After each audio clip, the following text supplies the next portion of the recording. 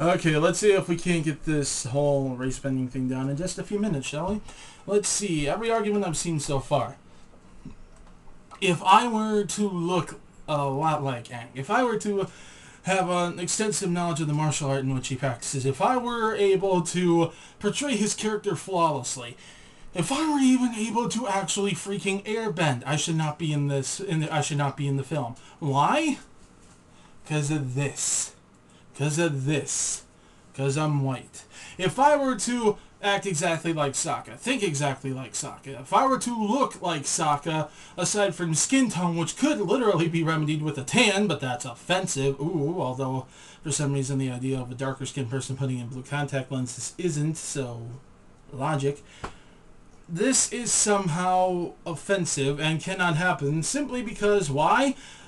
Is it because he can't act? No, I haven't heard that claim. Is it because he doesn't know anything about the character? Haven't really heard anyone try to argue that either. Is it because he's white? Wow, that's the argument I hear constantly. I mean, guys, seriously, you're not. This is what ticks me off. It's got nothing to do with you.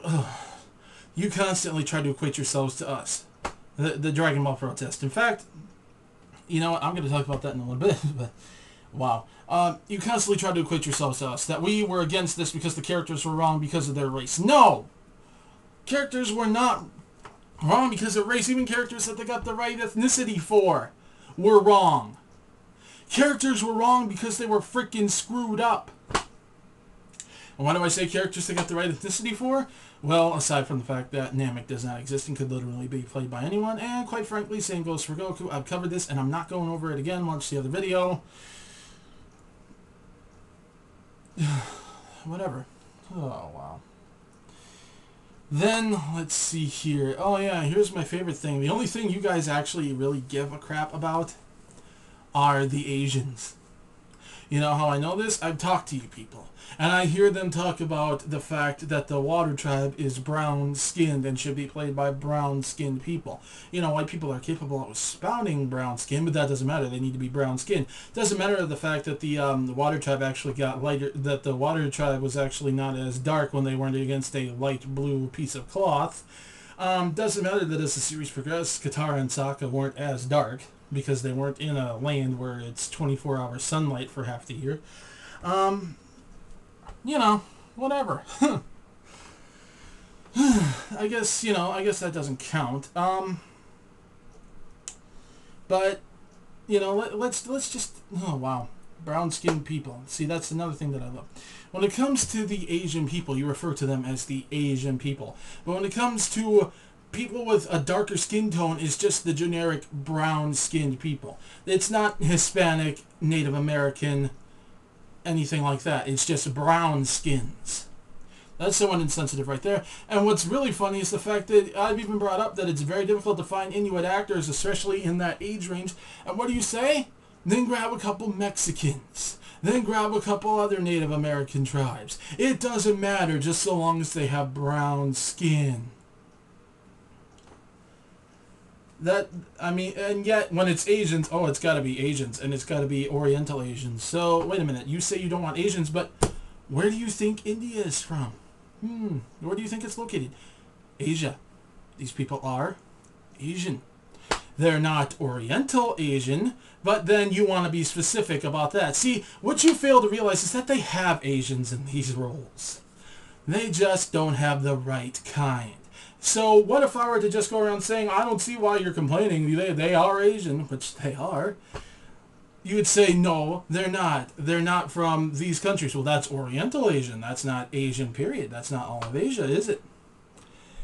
And yet that argument works with the Water Tribe. Why? Why is this? Why the hypocrisy, people? Why are we not addressing acting talent? Why are we not addressing any sort of potential problems other than skin color? Then going on and saying that every interview that anyone has ever done in the movie is a lie.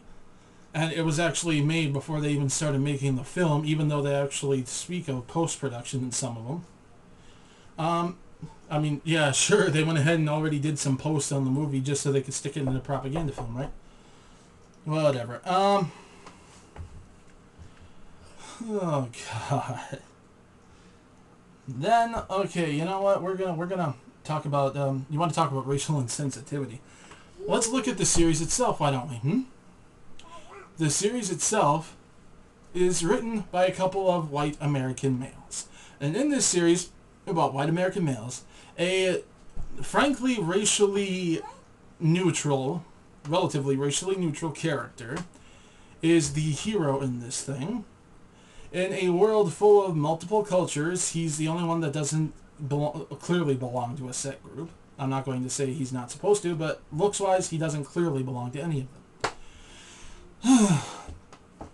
And yet, all of the villains are Chinese. All of them. I mean, right down to the Fire Lord, all of it. It's all based on China. And let's see here. The red Chinese, because that's essentially what they wear, which, modern parallel?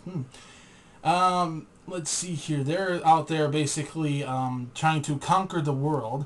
They've already attacked and destroyed a group of people that is clearly based off of Tibetan monks.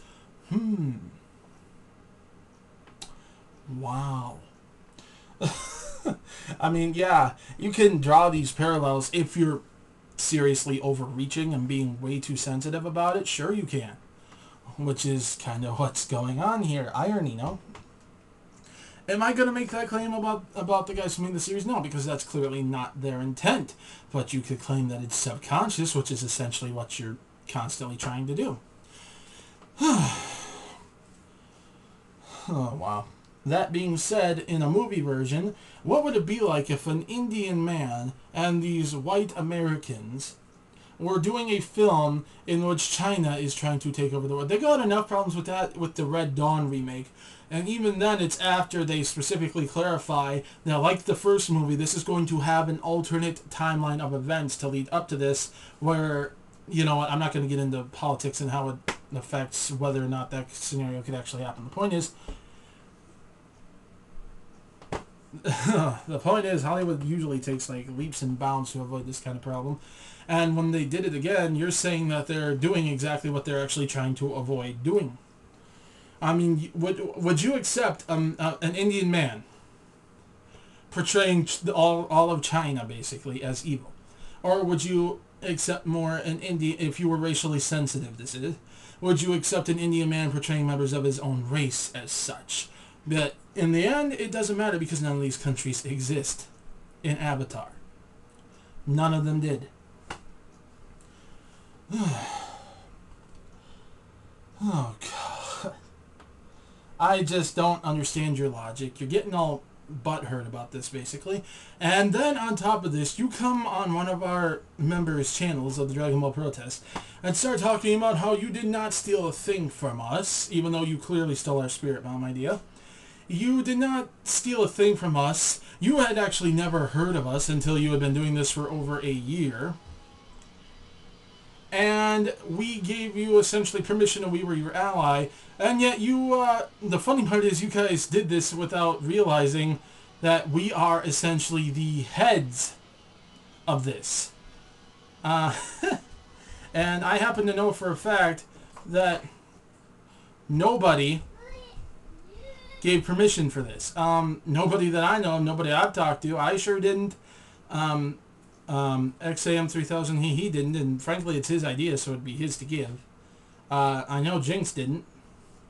So, either somebody's not telling us something, or you guys are seriously making crap up.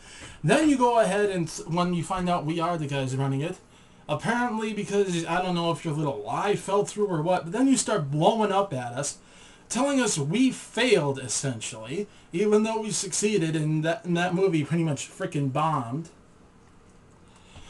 Telling us that the DBE actually got the premise of Dragon Ball right, when no, it didn't at all, not even remotely, and that this was going to have the same thing. Let me tell you all the plot points that I can see that are in the show, just from watching the trailer. Aang and Ice. Aang freed from Ice. Aang stays with Water Tribe. Fire Nation comes looking for Aang. Aang gets taken by Fire Nation along with Katara and Sokka. Aang escapes from Fire Nation using avatar powers, and he, Katara, and Sokka leave. They find what used to be his home. Aang meets Avatar Roku. He receives messages from him. They go to the Northern Water Tribe. They learn the water bending there. The Fire Nation invades. Spoiler alert, if you don't want to hear this, skip ahead a few seconds. Princess Yue still has to give her life for her people. Aang goes Avatar on them again, wipes out an invading army. This is just from a trailer, and yet you're saying that they didn't even get anything remotely right based on one review that someone gave after seeing the film versus the footage that we actually already have out there. Logic. You're always going on about logic, and yet you never use it, man. Alright, you know, that's not even covering the people you've been an ass to, but whatever. Later.